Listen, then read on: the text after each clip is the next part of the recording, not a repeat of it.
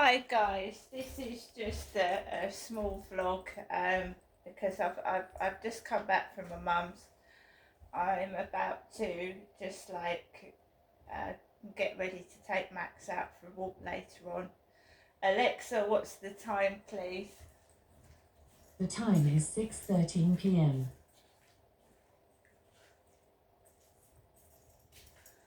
Right, so I've just put my washing away. My mum kindly did me some washing because I haven't got a washing machine. So these are my Shrek socks I'm putting away. Shrek that I got from Primark.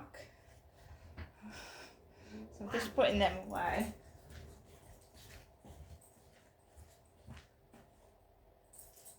Right, so, you know, I'm not going to get angry, right? I'm not going to get angry. I refuse to get angry. And when I feel like I'm getting angry, then I direct myself elsewhere, my attention elsewhere. Because at times it gets really, really noisy when he's got his kids upstairs. It gets terrible. And for the past few nights, we've had drilling, anything to try and get me out of my flat, make a load of noise. Now, what you've got to picture the scenario. Picture the scenario. Some stupid idiot has banded it around that I'm a prostitute. I'm a middle-aged woman, yeah. They've banded it around that I'm a loose woman, I'm a prostitute. All my bits have gone south. I haven't had a relationship since 2016. I haven't had intimate relations with anybody from 2016. So that's nearly 8 years ago that I've actually slept with somebody. 8 years ago.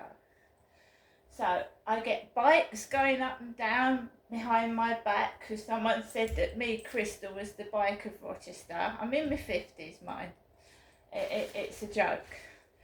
So I came back to the really large lady. She's enormous. She's about 400 pounds. Sat next to a small bloke with black hair like him upstairs. So you've got a really, really large woman sat next to a tiny little man with black hair.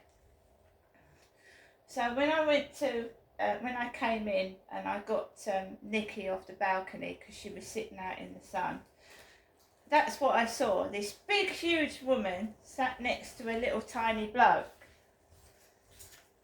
Right? And believe you me, yeah, I have put on a few pounds since COVID, but I'm not that big. I'm not enormous. So the Asian taxi driver drives me round the back of the flats because I just want to go into my flat and I want to just get into my flat. So I asked him to drive me round the back of the flats. I'd had a message from Flirt Finder. When are we going to meet? When am I going? Well, who? I don't know who I'm supposed to be meeting. To be fair, if I knew who I was meeting, maybe I'd be prepared for it. Now my phone has gone dead. My iPhone has gone dead. The phone that my mum usually rings me up on has gone dead. So there was a car right behind the taxi. So when the taxi dropped me off behind the back of the flats, there was a car right behind the tail end of the taxi. So I had to get out of the taxi quick, pay the driver and come back into the flat. I checked my mailbox, nothing in it. Came into the flats and it's just this how I left it. I'd had a phone call from London that I didn't answer. And this is my change out of a £20 note. Because the fare that usually comes to about £10.50 came to £15. 15. So we've got a £5 note, no King Charles head on it at the moment, AK-30. Winston Churchill on the back. I was pottering about. I thought it's a bit quiet in here. It's too quiet, It's Friday night. It's the night they're supposed to get in upstairs. And it's quiet.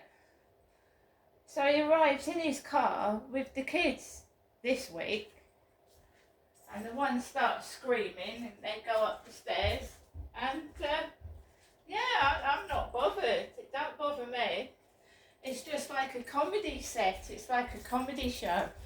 If you just go through it and just ignore what's going on, then it doesn't really matter, does it?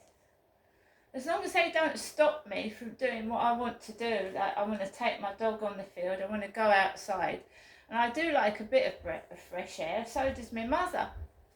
We can't stay locked indoors all day long.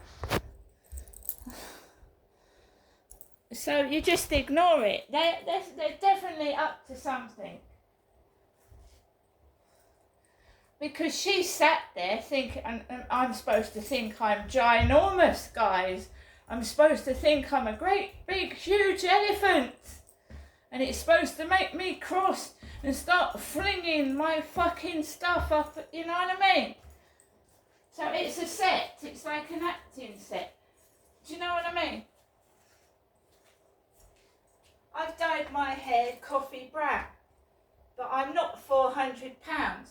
Not yet. If I keep eating takeaways, probably yes.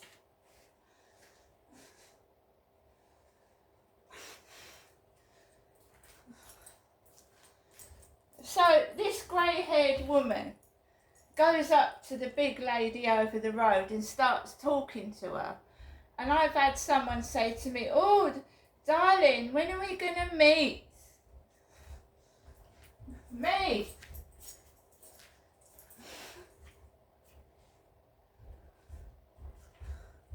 So what I'm doing now, I mean, they're clonking on the ceiling, but I don't know anybody in these flats. I don't speak to anybody, to be fair.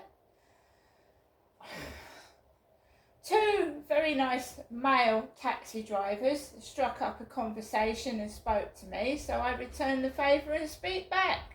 If somebody blatantly ignores you or is rude, you either stay away from them or you don't speak to them.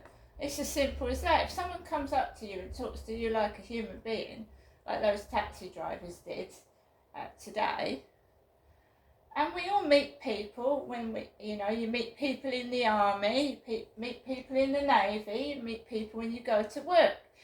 I did when I was a civil servant. I met people. I went to Christmas dinners. I don't really go out that much. I don't. But I used to.